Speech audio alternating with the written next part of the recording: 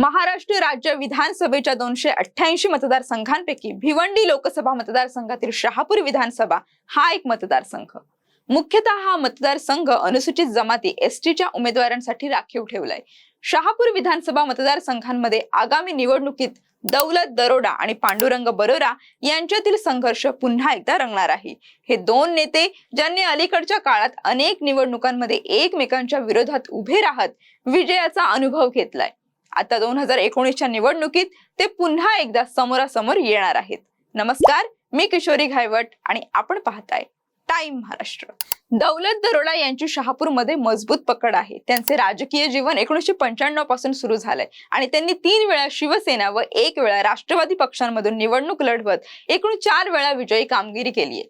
त्यांना अजित पवार गटाच्या राष्ट्रवादी काँग्रेस पक्षाचे समर्थन आहे, त्यामुळे ते आता सत्ताधारी पक्षाच्या जवळचे मानले जात आहेत.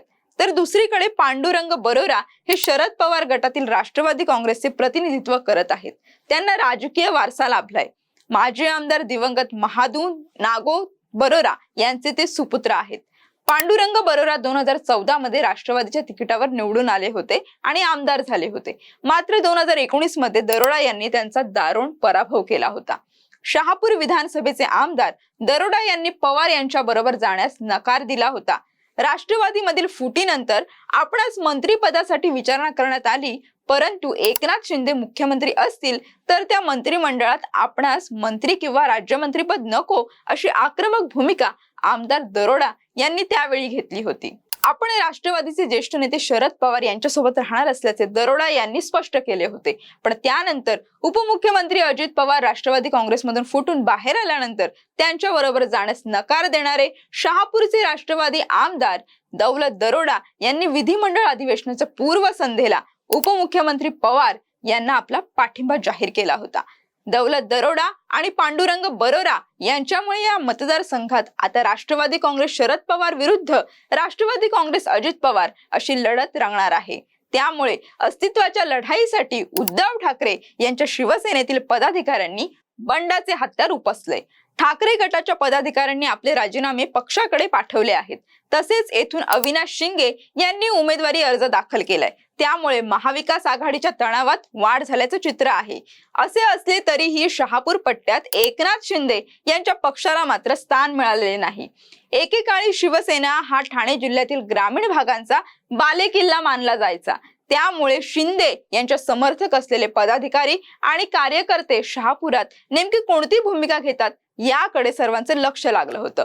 शहापूर या राखीव मतदारसंघातून दौलत दरोडा हे वर्षानुवर्षे शिवसेनेच्या वतीने निवडून येत आहेत. 2014 मध्ये झालेल्या विधानसभा निवडणुकीत मात्र राष्ट्रवादी काँग्रेस पक्षाचे पांडुरंग बरोरा यांनी दरोडा यांचा 5000 मतांच्या फरकाने पराभव केला होता. त्यावेळी हा पराभव शिवसेनेच्या जिव्हारी लागला होता.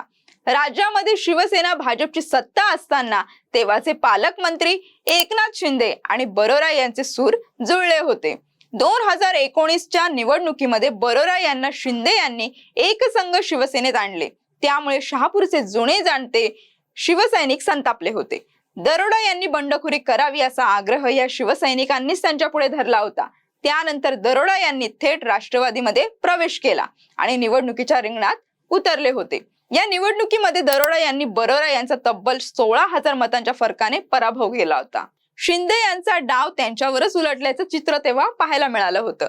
बालेकिल्ल्यात केवळ उमेदवार चुकल्याने शिवसेनेला ही जागा गमवावी लागली आणि आता तर दोन्ही शिवसेना शहापुरातून हद्दपार झाल्याचं पाहायला मिळतंय. बदललेल्या या राजकीय गणितांमुळे शहापुरातून उद्धव आणि शिंदे अशा दोन्ही सेना मात्र रिंगणातून बाहेर फेकल्या गेल्यात. अनुसूचित जमातीसाठी राखीव असलेल्या शहापूर विधानसभा मतदारसंघात 19 उमेदवारांचे अर्ज दाखल झालेत.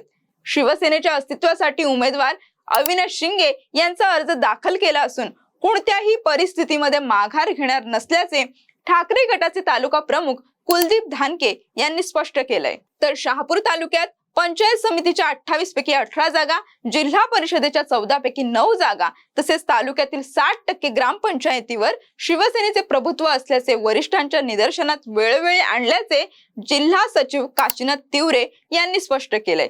असे असले तरीही शहापूरच्या बालेकिल्ल्यात दोन्ही शिवसेना हद्दपार असल्याची गोष्ट शिवसेनेच्या समर्थकांच्या पचनी पडत नाहीये. तर अशा प्रकारे आमदार दौलत दरोडा तसेच पांडुरंग बरोरा यांच्यातील ही लढत आता कशा प्रकारे रंगणार आहे हे पाहणं महत्त्वाचं ठरणार आहे.